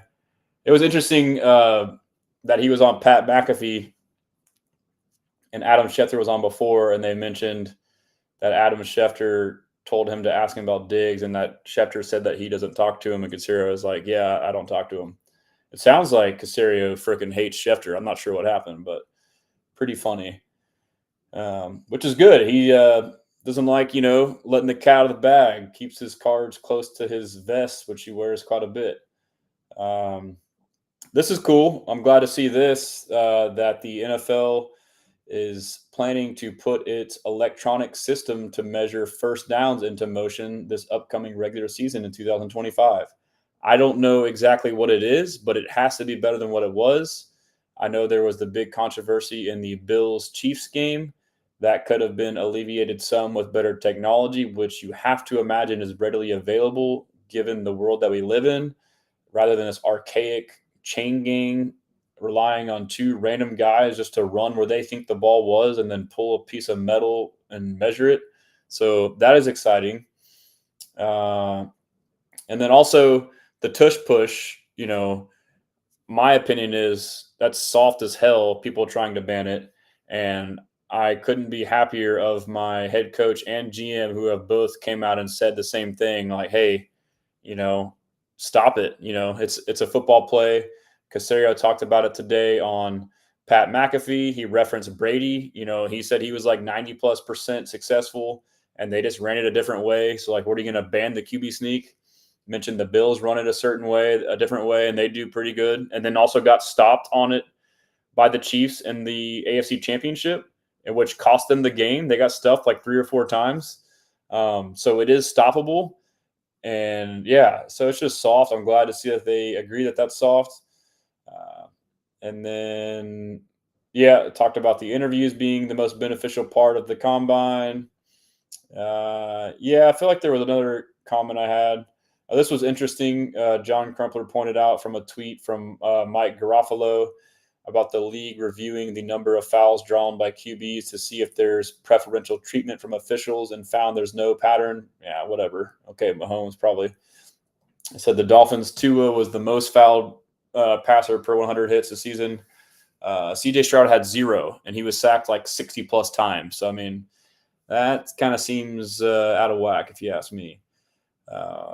Yeah, and so, there's various stuff, or there's a lot of, what's interesting too about this time is a lot of teams are trying to get under cap, and so that they are either cutting players or saying guys are available for trade.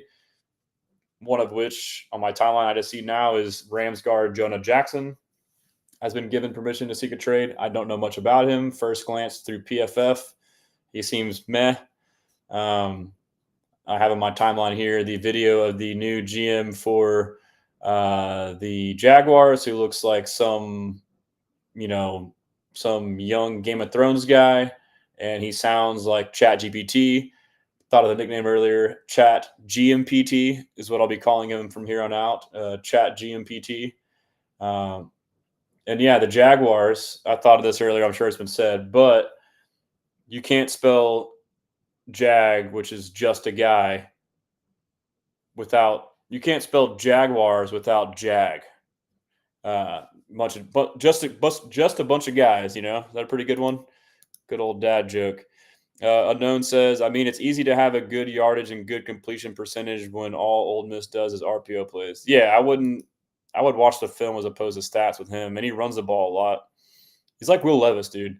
And when they do run the deep pass plays, he rarely makes the right reads, and most of the times overthrows their deep balls. Yeah, they scheme open a lot of stuff for him. And then Brandon says probably doesn't like how Schefter tries to tell teams what they should do ahead of time too. Yeah, suck it, Schefter. Shout out Tony. He says Chat GPT nerd. Chat GMPT. Yeah, that's a good one, right? Appreciate it. Thought of that all on my own today. But yeah, here's the Stafford news, and then the NFLPA reports came out today, and then Caserio after said that one of the most requested things was a sauna, and Nick said that we will be getting a sauna, so we will be cooking. Nick is cooking, and then we could go over the NFLPA report. I mean, I think they were number 6 overall. They had some improvements. I wrote an article on my website if you want to check it out. I kind of, did my analysis and I compared it to the year before. We improved in the weight room. And I believe, in dining and like dietitian or dietary, we're like tops in the league, top 3. But we did regress in travel, which is not good. And I know they talk about like the family room that they got to figure that one out. Being a family man myself with little kids, having a family room would be key. And then here's a tweet here where I talked about Caserio talking about Cole Popovich. I found this interesting. This was like, it's been hard to find good nuggets during these Nick and D'Amico interviews. Like they've basically have just done like a bunch of like coach talk or just generic talk. But I thought this was interesting. When he talked about Cole Popovich being promoted to O-line coach, he said that some of the offensive coordinators that we talked about, hiring, had referenced Cole as somebody that they would want to potentially consider like separate from us. So basically he said and he also said the players thought highly of him. So us fans don't know anything about Cole Popovich besides that he was on staff before, assume that he was the one calling the shots and that he's the reason why the O-line sucks, which I get it, but it's not a sound way to do it. But I mean, I didn't know my face wasn't on here. Let's see I don't know if you want to see my face or not, but so, the players respected him, but then also like, if we didn't retain him, he was going to be somebody else's O-line coach. And like, he was basically in line to be the Patriots O-line coach and then didn't like the COVID rules or the vax or something and took a year off. And so he kind of got knocked back down the totem pole on that. Unknown says W. Brandon says the sauna thing is funny. The entire city is already a sauna. Facts. That's a great point. He says like no one is going to leave practice after camp and go to the sauna. I don't know, man. That's a great point.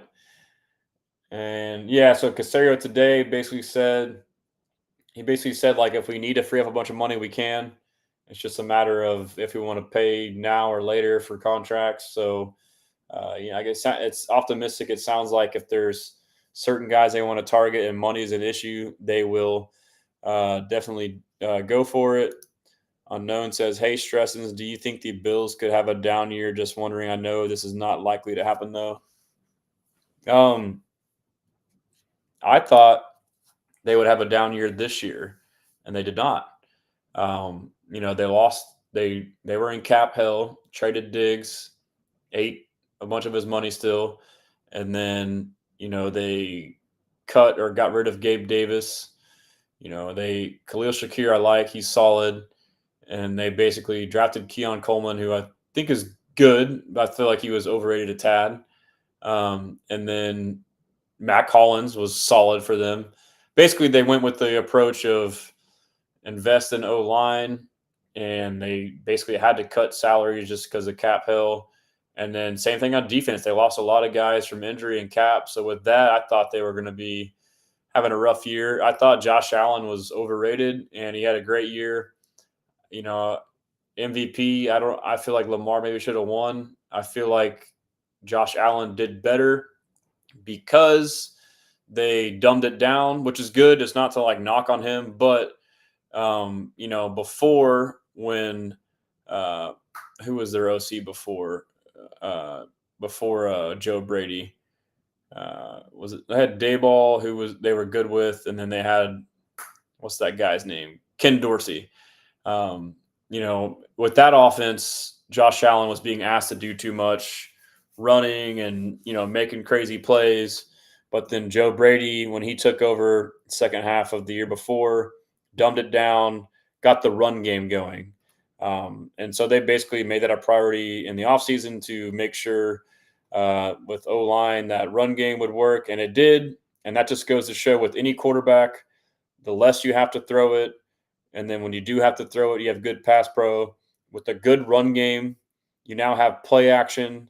It makes the life easier for any quarterback. So his year was more similar to, what we saw with Stroud early on, where you didn't have these crazy high, passing touchdowns, but you were efficient and low turnovers because you weren't asked to do crazy stuff. You weren't in third and longs. Everything was kind of kept in front of you, manageable. And so they could regress. I think I'm kind of swinging back on it, but the thing that I feel like I failed to neglect with the Bills last year when thinking that they would regress. I thought they'd be like a 500 team last year. But the thing that I failed to really look at was culture. I hate to say it, but like Sean McDermott, overall great coach as far as like building a winner and a culture. He had some questionable calls against us, but culture matters. We're seeing it with D'Amico. I feel like Sean McDermott had built a good culture, and that got them through to win games. I mean, when those close games happens or tough moments. So I feel like I neglected that, but I mean, I wouldn't be surprised if they were to do what I thought last year, this year. Let's see. Brandon says they mentioned the Hunter extension today. Yeah, I saw that tweet that went around. He would get paid if so. Unknown says Keon showed flashes but was injured half the season. Yeah, and then they traded for Amari Cooper, and we're like, oh shit, Amari Cooper, and he didn't do shit.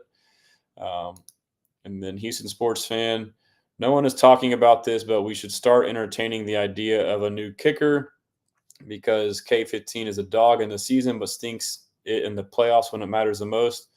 Yeah, I mean, I've heard that, and like I hear it. I say you at least give him another year. The elements is definitely a worrisome thing, but I mean, what do you do if you're a kicker for a team that's indoors and not outside, and you have like one or two games a year? Like, how do you really prepare for that? The way to counter that is to try and get home field, I guess.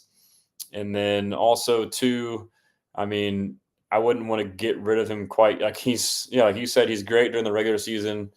But it's just like these other players too. Like you're investing in Kaimi, and he is learning these things as he goes. And so like maybe that was a learning experience, the playoffs and the weather, whatever. And he's like on the way to improving, but then as he's doing it, you just cut him. And then now you get another guy who may not be proven, who's maybe worse. So, I mean, I would say if it happens again, then yeah. But his overall resume is too damn good to do that.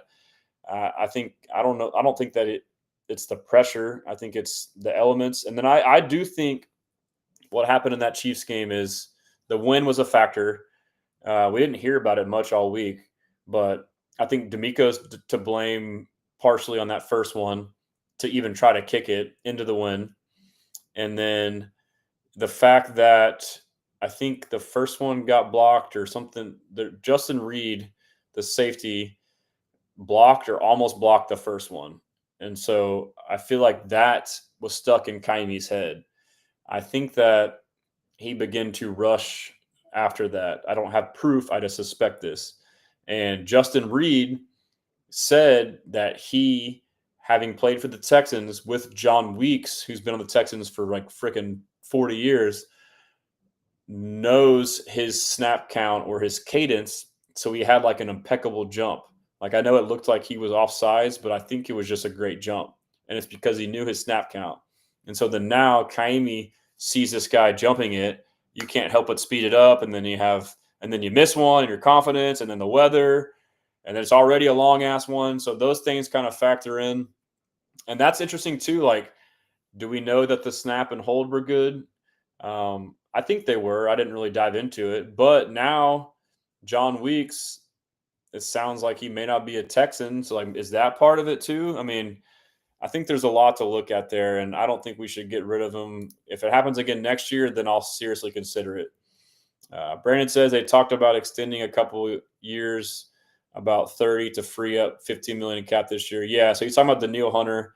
Ways we can free up cap space to sign players this year is to rework contracts by converting, salaries into guaranteed money, like through bonuses. And then you can also restructure contracts like Brandon is saying with Danielle Hunter, which it would be a couple-year deal averaging about 30 APY. But another benefit would be you can defer that money to later, lowering his cap hit this year. And so we can do an episode, or I plan on diving into that stuff as well. I know some, Texans cap and Jonathan have talked about it, but I think, towards the end of free agency, I think I'll, really lay out all the stuff that I'm aware of options wise. Houston sports fan, I think, is definitely not something to sleep on, but at the moment, I don't think we need a new kicker. Yeah. Brandon says, need Fairbairn practicing offseason in Colorado. Yeah, we got to find some way to leverage technology to emulate that environment or simulate it. Exactly. He never does well in the cold. Yeah, let me just scroll through the timeline. Make sure I didn't miss any other hot topics. Yeah, NFLPA right there. Let's see. Astros, love the Stros. But yeah, I'll just go over my site real quick. Wouldn't hurt to do that. Kind of show y'all what's cooking over there. Just as a reminder, I do all the hard work for y'all and find all the pertinent videos. If you go to the video tab up here at the top, and I organize stuff into playlists for you. I got my Houston Stressins playlist, so all my stuff will feed into here, and you can watch it directly on here. So let's see. Is this all? Yeah. So like the Jeremy Chugs one from last week, you can watch it directly in the website. I'm a Christian Harris fan, so That's a good one, Christian Harris. I have a clip about that. I heard an interesting nugget from Casario where he mentioned Christian Harris, like we hope to get him back. So that is interesting. I got a couple clips I'm going to kind of combine to like formulate a theory or, just question. But yeah, you can kind of browse through, click next. Yeah, and that was cool too, man. My article. Evening, and he brought it up as well. On the CJ Stroud Houston Stressins, if you are regular on Twitter, you probably see his work and you follow the Texans stuff. Patrick Creighton, 45. Learned his name tonight, Garrett Williams. So to pass 179 times his rookie article, and then so did they did like an entire segment on the CJ Stroud pressure article, about 20 plus minutes or 15 minutes, and they got through like not even half of the article. That's how long that thing is. Pause.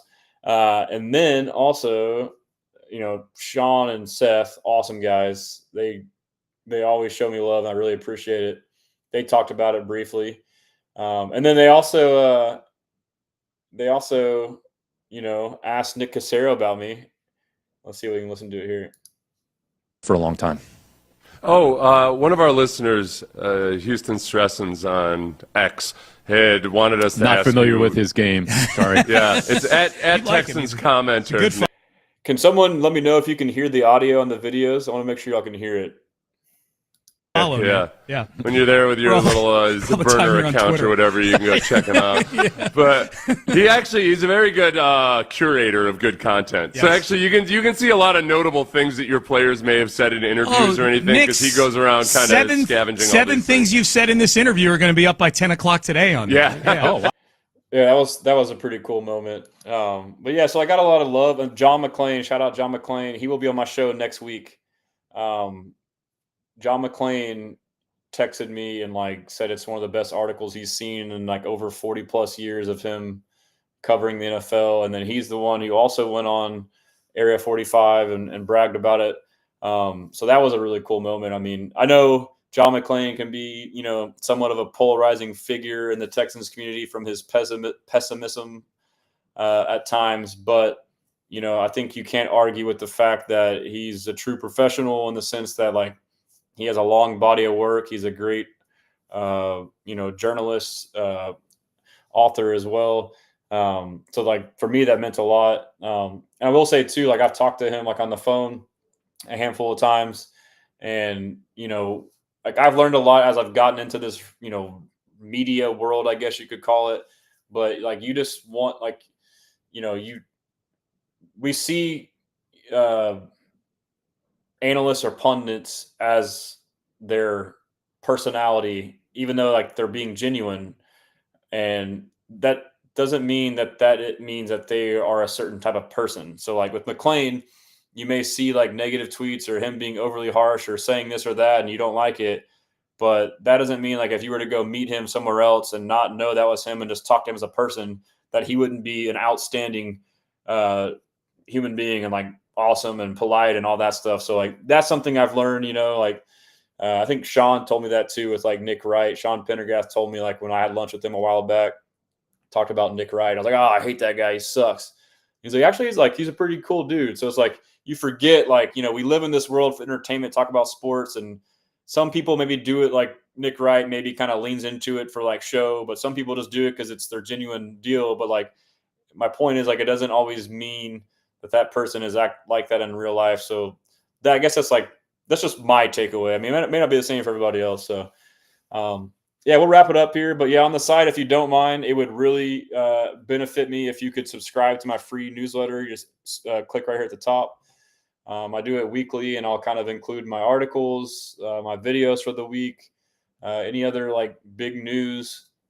I am going to try and start pumping out more articles, just basic ones, breaking news ones, just to kind of help build this thing, get it going. But yeah, you got the articles, the video player. So you got all these different playlists. So I've already uploaded these new ones. Here's the Nick Caserio interview right here. It works great on mobile as well. And then let's see, I still have, the Texans media database. Anybody you want to follow, all their stuff is right here. I would like to make this to where people claim them and make profiles. I need to revisit that.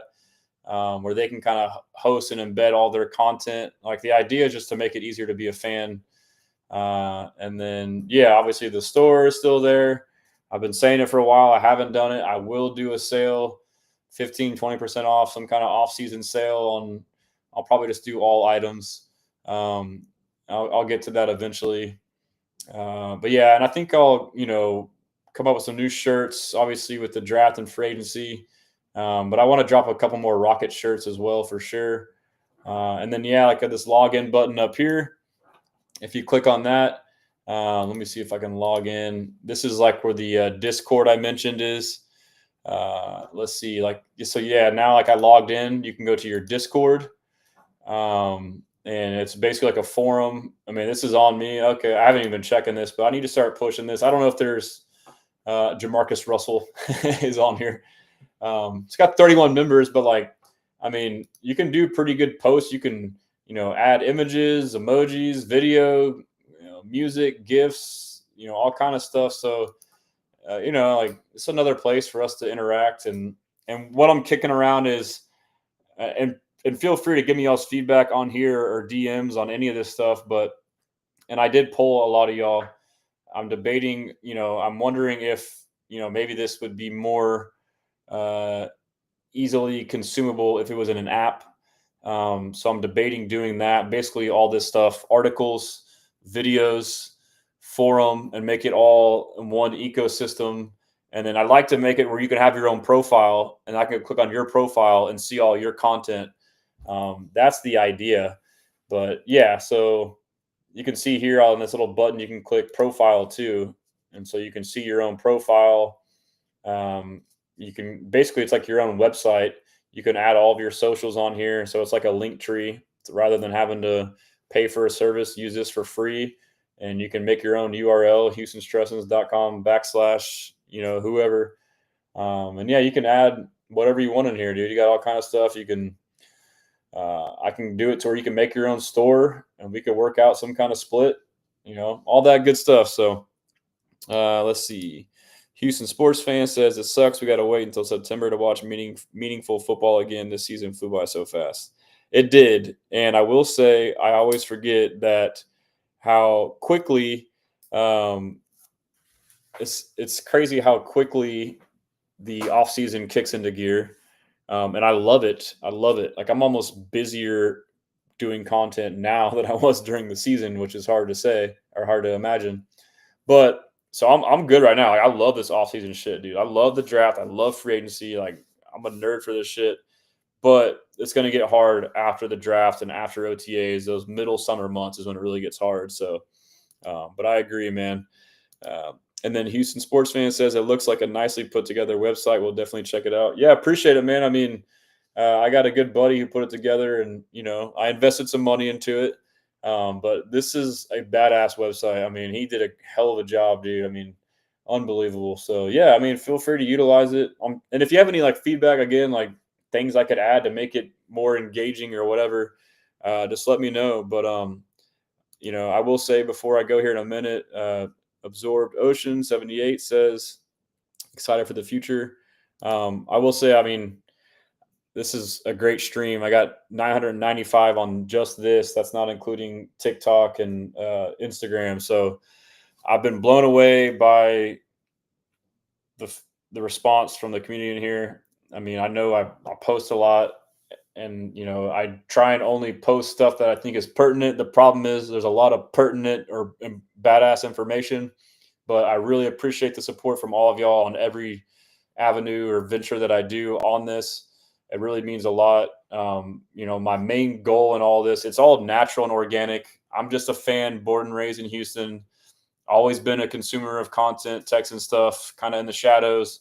Started an account just over a year ago just to get my takes out there, and it's, taken off. But my goal is like everything that I post and share with you guys is stuff that I already look at ever since like age 4. Like I've always read everything, watched everything, but then now it's like I basically give you my analysis as I see it. Like I'll clip something that I like with an interview and maybe highlight, hey, look at this. So yeah, like as Sean Pendergast said at his show, I feed you the good stuff. Basically delegate to me. Like I know everyone's busy and got their own stuff going on. Let me follow all the accounts and find all the shit for you. And you still find other stuff, but like I'm trying to provide a service for fans to make it easier to be a fan, and then also provide, my analysis or insight along the way, which, they're all opinions by all of us at the end of the day. So, no, I've really enjoyed it. So as always, it would help a lot if you could follow on all platforms, even though you may not use them. The ticker on the bottom's got them, but I'll repeat it to you. On Twitter and on TikTok, it's at Texans Commenter, COMMENTER. And then on Instagram and also on YouTube, it's Texans Commenter. And then on Instagram and Facebook, it is at Houston Stressins. Instagram I started a little bit later, but it's doing well. And then Facebook, I just started really getting going and starting to take off. So I would appreciate that. Maybe share with your friends too, if they're not on, whichever platform to like or follow, subscribe on whichever one.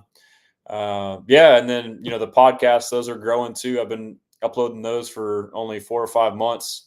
I don't know why I didn't do that the whole time, but Apple and Spotify, please follow and rate it if you can. But that's all I got, man. I'm gonna try to do another live maybe tomorrow. We'll see what happens. And yeah, appreciate you guys. Be blessing.